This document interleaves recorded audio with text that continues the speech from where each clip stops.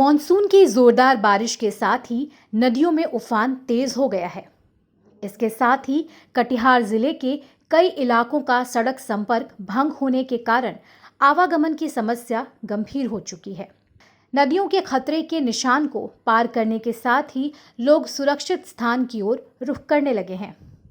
बाढ़ की पीड़ा के साथ पलायन का दर्द हर साल कटिहार के लोगों की परेशानी बढ़ाता है। इस बार समय से पूर्व आई बाढ़ के कारण लोग इससे निपटने को लेकर पूरी तरह से तैयार भी नहीं थे। इधर बाढ़ का तांडव शुरू हो गया है।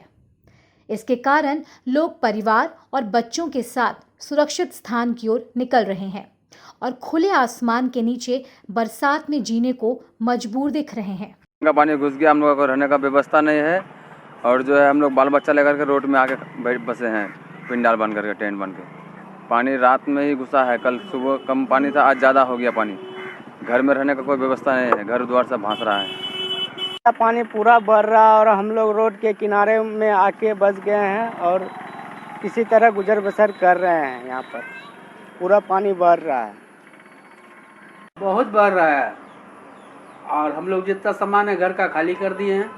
उसके बाद रोड पर हम लोग हैं और टेंट उंट गाड़ के वहीं हैं। जब तक पानी खत्म नहीं होगा तो हम लोग रोड। लेकिन स्याह काली रात में तटबंध और सड़क किनारे खुले आसमान के नीचे प्लास्टिक लगाकर रहना बाढ़ पीड़ित परिवारों के लिए हर रात एक चुनौती बनती है। मौसम विभाग के अलर्ट के कारण इन परिवारों की रूह बादल गरजते ही कांपने लगती है। बाढ़ के कारण कदवा, आजमनगर, प्राणपुर, बारसोई, बलरामपुर आदि प्रखंड फिलहाल प्रभावित हैं। निचले इलाके में रहने वाले लोगों के घरों में पानी प्रवेश करने के कारण वे कहीं सड़क तो कहीं बांध किनारे तो कहीं चारों ओर पानी से घिरे विद्यालय और ऊंचे स्थलों पर शरण ले रहे हैं। लेकिन यहां भी उन्हें न दिन को सुकून मिल रहा है न रातों को चैन। बादल गरजते ही वज्रपात की आशंका से दहशत के माहौल में इन परिवारों की रात बीत रही है, जबकि विषधरों के आतंक से बाढ़ प्रभावित परिवार के लोग दहशतजदा रहते हैं। नदियों से घिरे इस क्षेत्र में अब तक कोसी और गंगा तो शांत दिख रही है, लेकिन उफनाई महानंदा ने कहर बरपाना शुरू कर दिया है। जलस्तर में वृद्धि के कारण कई इलाकों में सड़कों पर पानी बह रहा है। कहीं आने जाने के लिए बस नाव ही आखिरी सहारा बचा है।